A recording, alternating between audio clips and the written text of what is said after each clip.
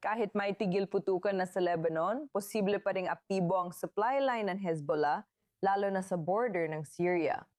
Napigilan ng mga puwersang panseguridad ng Syria ang pagpupuslit ng rocket papuntang Lebanon, kaya nagtatanong kung paano muling bumabango ng Hezbollah sa kabila ng presyur.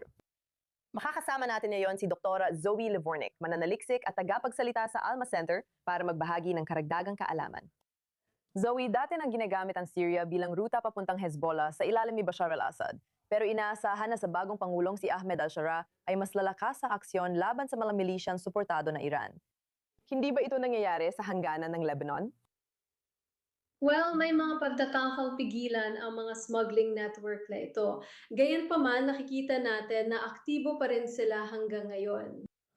Nakakakita tayo ng isa o dalawa o higit pang mga interception bawat buwan na nangangahulugang maaari nating ipagpalagay na marami pang matagumpay na hindi nahuhuli.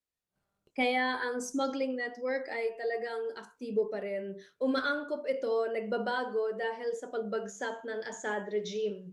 Kailangan nilang mag-adjust pero napaka-flexible nila. Kaya nagawa nila ang mga adjustment na yon. Pinag-uusapan natin ang isang hangganan na mahigit 400 kilometro sa pagitan ng Syria at Lebanon. Karamihan dito ay hindi secured. Maraming illegal na tawiran sa hangganan sa loob ng 400 kilometro na ito. Halos bawat 3 o 4 na kilometro. May illegal na tawiran sa hangganan. Napakahirap pigilan ang bawat isa sa mga illegal na tawiran sa hangganan na ito. Sinusubukan nilang pigilan ito, pero sa bawat isa na kanilang nahaharangan, madali naman silang nakakabukas ng panibago. Ang pagiging komplikado ng lupain sa hangganang ito ay nagbibigay ng magandang kondisyon para sa mga smuggler. At nagawa nilang ipagpatuloy at mapanatili ang kanilang mga biyahe ng supply at logistika sa pamamagitan ng corridor na ito.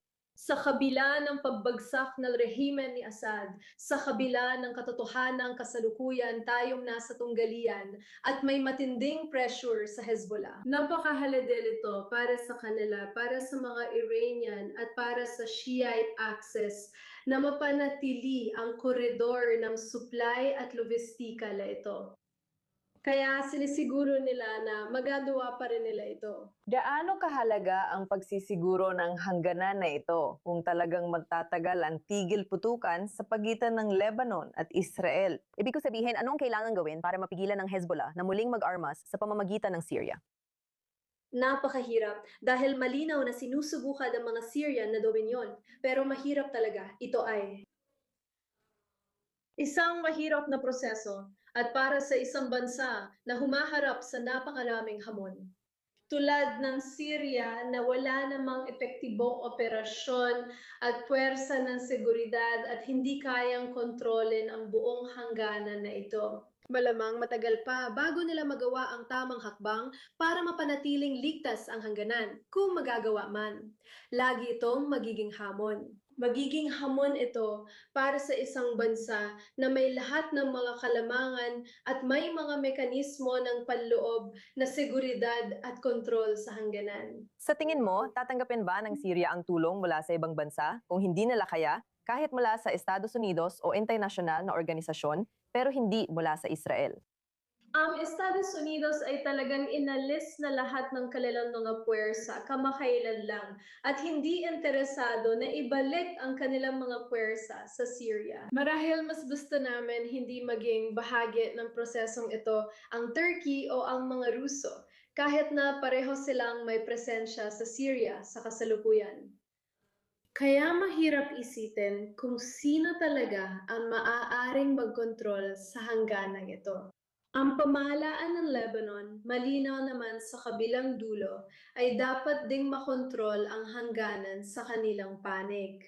Pero malinaw na nakita natin at nabanggit mo na rin doon ang mga problema ng pamahalaan ng Lebanon sa pagpapatupad ng kanilang otoridad, lalo na laban sa Hezbollah. Kaya muli, sa magkabilang panig, may mga grupong hindi kayang o ayaw gawin ang kinakailangan para mapanatiling ligtas ang hangganan ito.